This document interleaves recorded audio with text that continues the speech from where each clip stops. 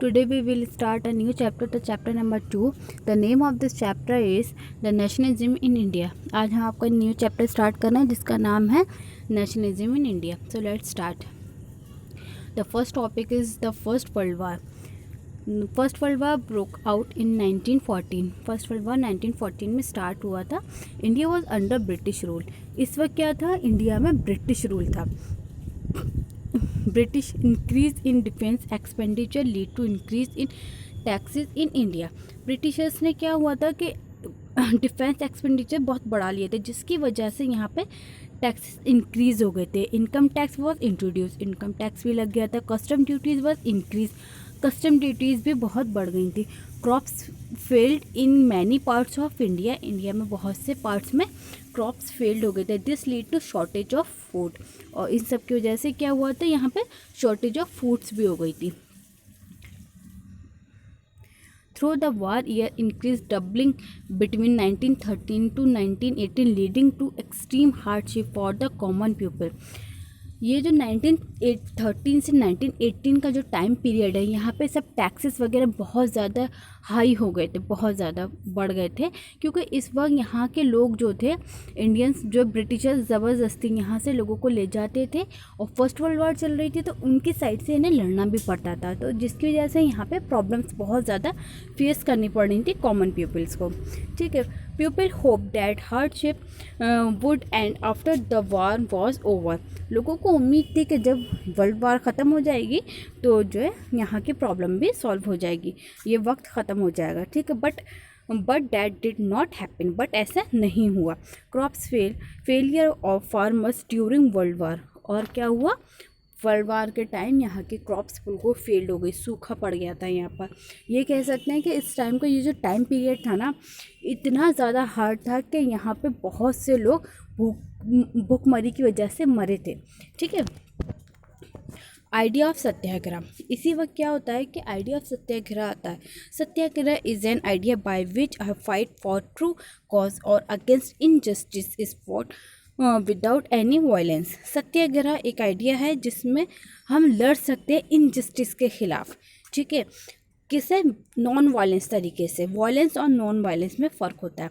Violence कहते हैं लड़ाई झगड़ा, जिसमें कि मतलब लड़ाई हो, जैसे मारना पीटना. ठीक है. नॉन वायलेंस होता है कि आप बिना लड़ाई झगड़े के अपना मतलब प्रॉब्लम का सॉल्यूशन ले लेते हैं.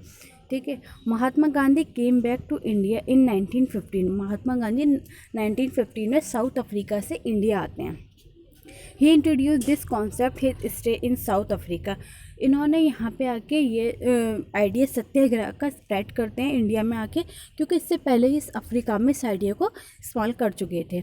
ही organise several satyagraha in India. India में इन्होंने बहुत सी सत्याग्रह चलाए, जैसे for example Champaran satyagraha in 1916. Champaran में 1916 में सत्याग्रह चलाया था. चंपारण बेटा ये बिहार में है. यहाँ पे क्या हुआ था कि इन्होंने जो वहाँ के लैंडलॉर्ड्स थे, तो उनके प्लांटेशंस के अपोज में ये सत्याग्रह चला था. ठीक है. अहमदाबाद मिल स्ट्राइक इन 1918 में अहमदाबाद मिल वर्कर्स के सपोर्ट में थे, और मिल का जो ओनर था उसको अपोज किया था. यहाँ पे जो उनके जो वेजेस थे वो बहुत कम थे, उसको इंक्रीज़ करवाया था. Rowlatt act. ठीक है. The act authorise the British officer to imprison any Indian political leader for 2 years without any trial. ये रॉल एक्ट पास हुआ था जो ब्रिटिश गवर्नमेंट ने किया था. इस एक्ट में क्या था कि कोई भी ब्रिटिश ऑफिसर जो इंडियन पॉलिटिकल लीडर को वो कर सकता है, अरेस्ट कर सकता है, और 2 साल के लिए. ठीक है. विदाउट एनी ट्रायल पे. Gandhi ji came out with Rowlatt act satyagraha in 1919.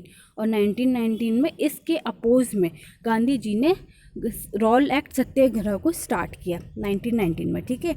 और इसको सपोर्ट करा सभी लोगों ने. शॉप्स वर क्लोज डाउन. सारी शॉप्स बंद हो गई थी. रैलीज वर ऑर्गेनाइज. रैलीज निकाली गई, लोगों ने इनको सपोर्ट किया था. People went on strike. लोग स्ट्राइक पे चले गए to crush the movement. British government improve martial laws.